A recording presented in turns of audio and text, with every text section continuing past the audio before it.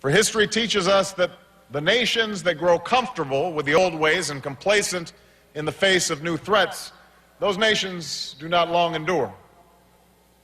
And in the 21st century, we do not have the luxury of deciding which challenges to prepare for and which to ignore. We must overcome the full spectrum of threats, the conventional and the unconventional, the nation-state and the terrorist network, the spread of deadly technologies and the spread of hateful ideologies, 18th century style piracy and 21st century cyber threats. So SEALs and Special Operations Forces, we need you for those short notice missions in the dark of night. But we'll also need you for the long-term training of foreign militaries so they can take responsibility for their own security. Marines, we need you to defeat the insurgent and the extremist. But we also need you to work with the tribal sheikh and local leaders from Anbar to Kandahar who want to build a better future for their people.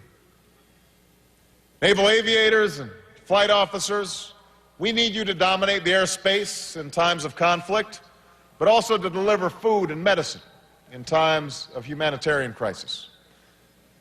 And surface warfare officers and submariners, we need you to project American power across the vast oceans, but also to protect American principles and values when you pull into that foreign port. Because for so many people around the world, you are the face of America. These great opportunities come with great responsibilities. Indeed, midshipmen and presidents swear a similar oath, not only to protect and defend the American people, but the Constitution of the United States. Yesterday, I visited the National Archives and the halls that hold our Constitution, our Declaration of Independence, and our Bill of Rights. I went there because as our national debate on how to deal with the security challenge that we face proceeds, we must remember this enduring truth. The values and ideals in those documents are not simply words written into aging parchment. They are the bedrock of our liberty and our security. We uphold our fundamental principles and values not just because we choose to, but because we swear to. Not because they feel good, but because they help keep us safe and keep us true to who we are. Because when America strays from our values, it not only undermines the rule of law, it alienates us from our allies. It energizes our adversaries, and it endangers our national security and the lives of our troops. So as Americans, we reject the false choice between our security and our ideals. We can and we must and we will protect both.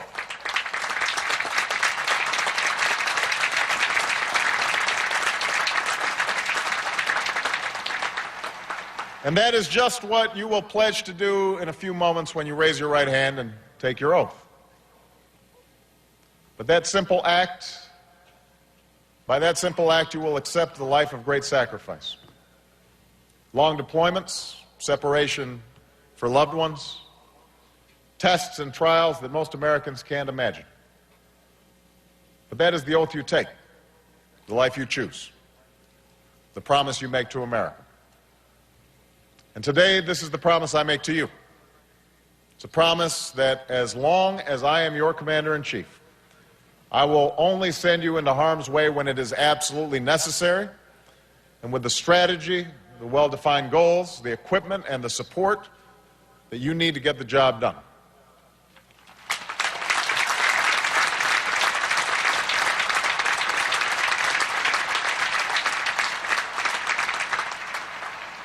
This includes the job of bringing the Iraq War to a responsible end and pursuing a new comprehensive strategy to disrupt, dismantle, and defeat al-Qaeda and its allies in Afghanistan and Pakistan.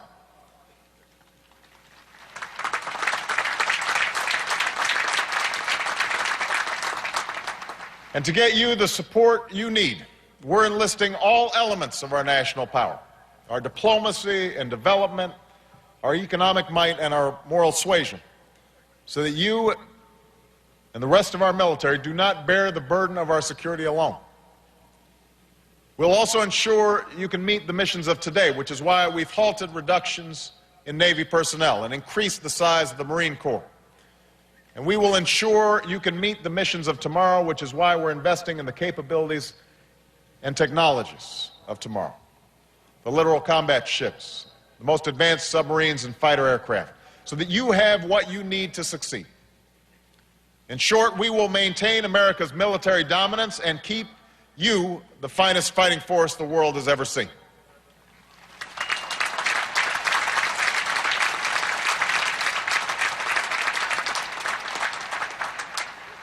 As you advance through the ranks and start families of your own, know that we will be with you every step of the way, increasing your pay, increasing child care, and helping families deal with the stress and separation of war. Because as my wife Michelle has come to see in her visits with military families across the country, when a loved one is deployed, the whole family goes to war. And finally, whether you're 26 years old or 89, if you've worn the uniform and taken care of America, then America will take care of you.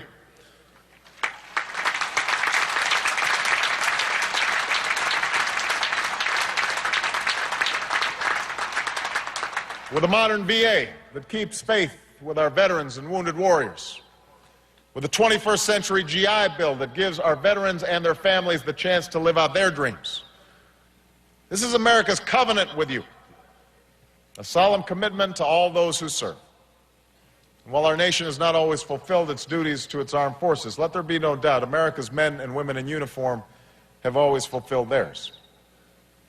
And that's exactly what America's Navy did just last month in the seas off Somalia. I will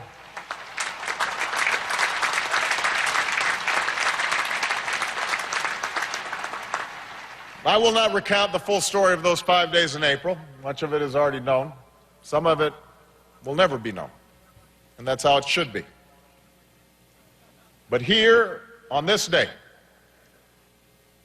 at this institution, it must be said, the extraordinary precision and professionalism displayed that day was made possible, in no small measure, by the training, the discipline, and the leadership skills that so many of those officers learned at the United States Naval Academy.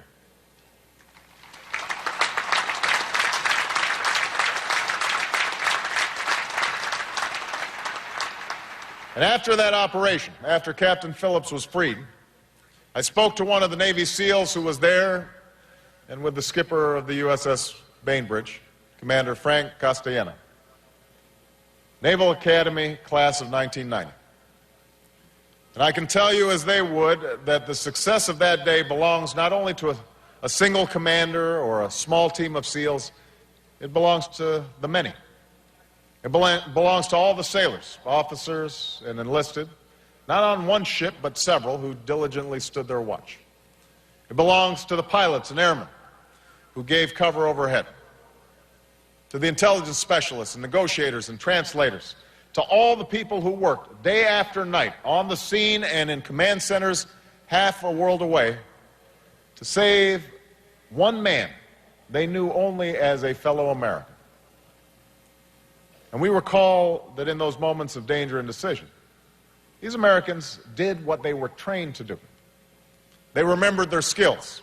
They did their duty.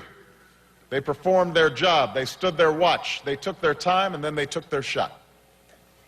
And they brought that captain home.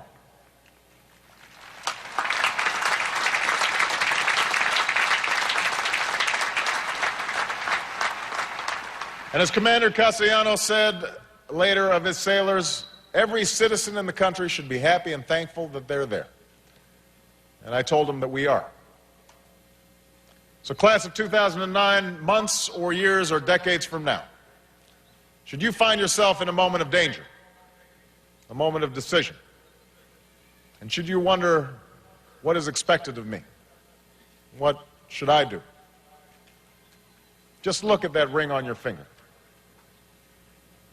Remember your days on the bank of the Severn.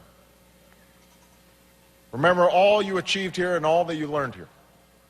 Devotion to honor, strength from courage. Live these values, live these virtues, emulate the deeds of those who have gone before you. Do this, and you will not only distinguish yourselves as sailors and Marines, you'll be in the lead as we write the next proud chapter in the story of this country that we love. Congratulations, class of 2009.